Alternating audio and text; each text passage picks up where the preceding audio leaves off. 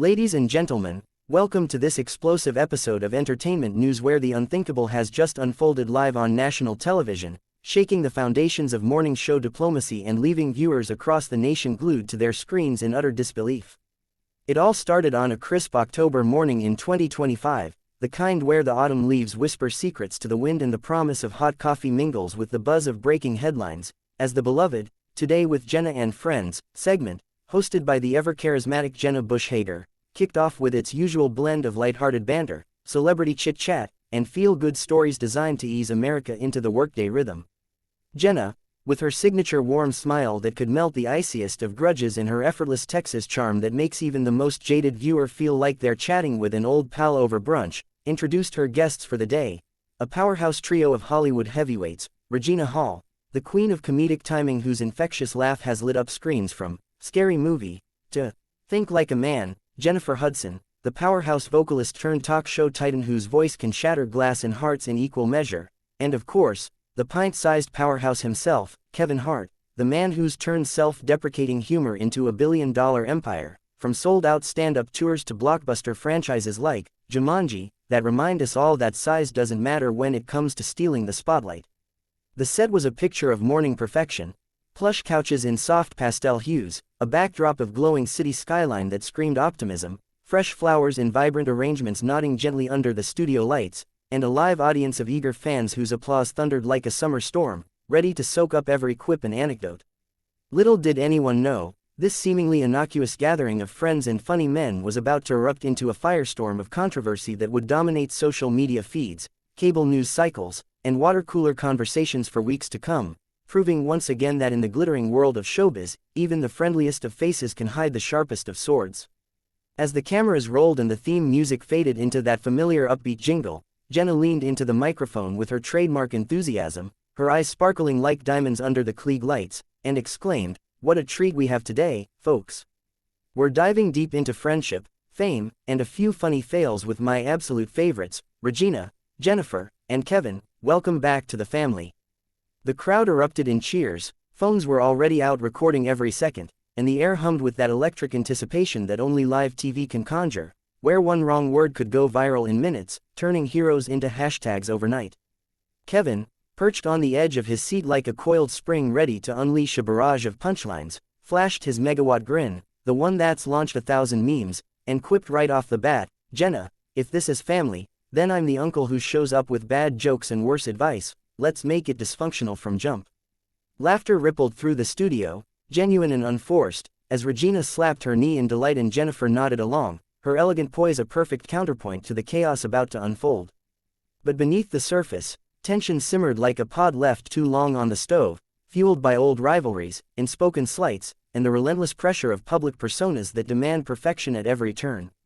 The segment opened innocently enough with Jenna steering the conversation toward their shared history in comedy, prompting each guest to share a fail-safe story from there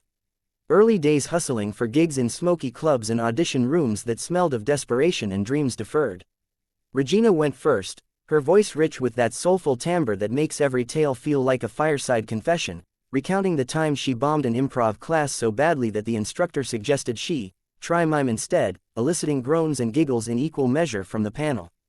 Jennifer followed suit, her eyes twinkling with mischief as she described belting out a high note during a church solo that cracked mid-phrase, sending the congregation into hushed whispers. "I thought I'd never sing again, but honey, God had other plans," she declared, her hand dramatically fanning her face as if reliving the mortification anew. Then it was Kevin's turn, and he launched into his signature mode, all rapid-fire delivery and exaggerated gestures, painting a vivid picture of his first open mic where he tripped over a mic cord, face planted on stage, and turned it into a 15-minute bit about being the shortest hazard in comedy history. The audience howled, tears streaming down cheeks, and for a fleeting moment, the studio felt like the epicenter of joy, a bubble of hilarity impervious to the world's woes. Yet, as the laughter died down and Jenna transitioned seamlessly to the next topic, the art of roasting friends without crossing the line into roast beef territory, the first crack appeared in the facade, subtle at first, like a hairline fracture in fine china, but destined to shatter everything in its path. Jenna, ever the gracious host, turned to Jennifer with a playful glint in her eye and said, "Jen, you're the queen of the shade, tell us, what's the best burn you've ever landed on one of these jokers here?" Jennifer, her smile as sharp as a stiletto heel, paused for effect, letting the suspense build like a crescendo in one of her show-stopping ballads, before locking eyes with Kevin and delivering the line that would ignite the inferno. "Oh, girl, it's easy when your target's so low, literally. Kevin, honey, I don't even need to aim, gravity does the work for me." The studio froze for a split second, the kind of hush that falls before a thunderclap, as the audience processed the jab, a nod to Kevin's well-documented height that's been fodder for funny men far and wide, including his own relentless self-roasts. Kevin's face, usually a canvas of quick-witted recovery, twitched ever so slightly, his laugh emerging a beat too late, forced like a smile in a family photo where no one likes each other. "Ha, yeah, Jen, keep reaching for that low-hanging fruit, must be why your show's ratings are sky-high. You don't have to stretch," he shot back, his tone laced with that velvet-edged sarcasm that masks deeper wounds, the crowd chuckling nervously as the energy shifted from playful to precarious, like walking a tightrope over a pit of forgotten feuds. Regina, sensing the undercurrent, jumped in with her diplomatic flair, waving her hands like a referee calling a timeout. Now, y'all, we're all short in some ways. Regina's patience is about yay high," she gestured with her fingers pinched close together, drawing a wave of relieved laughter that temporarily patched the rift. But the damage was done, the seed of discord planted in fertile soil of egos and spotlights, watered by the relentless gaze of millions watching at home, tweeting furiously about the Shade Showdown, already trending under hashtag Jenna Friends feud. As the commercial break loomed, Jenna, her producer's instincts kicking in, steered towards safer waters, pivoting to promote Kevin's latest venture, a Netflix special titled Height of Ambition, where he hilariously chronicles his journey from Philly streets to global domination, quipping about how, even Napoleon had a complex, but at least he had an army. I got sneakers with lifts. The plug landed smoothly, applause swelling anew, but off camera, in the green room moments earlier, whispers had circulated among the crew about Kevin's pre-show mood, how he'd arrived with an entourage tighter than Fort Knox, his usual bounce tempered by recent tabloid storm alleging favoritism in his production company that had him defensive as a cornered cat. Unbeknownst to the viewing public, this height heckle wasn't just idle banter, it echoed a deeper narrative, one where Kevin had spent years reclaiming his stature, figuratively and literally, through memoirs like I Can't Make This Up, that bare his soul and stand-up routines that turn vulnerability into victory laps. Jennifer's comment, though wrapped in jest, poked at that raw nerve, reminding everyone that comedy's double-edged sword cuts deepest when wielded by peers who know exactly where to strike. And as the show resumed post-break, with Jenna introducing a fun game of roast relay, where each guest had 30 seconds to zing the next without mercy, the stage was set for escalation, the air thick with unspoken challenges, like boxers circling in the ring before the bell, fists clenched behind velvet gloves. The relay kicked off with Regina torching Jenna's infamous, "Today, wardrobe malfunctions, girl, one more wind machine and we'll see what Hager's hiding under that skirt," prompting side-splitting hysterics and high-fives all around. Jenna retaliated with a gentle ribbing at Regina's dating history. Regina's single because her standards are higher than Kevin's shoe inserts. Wait, bad example.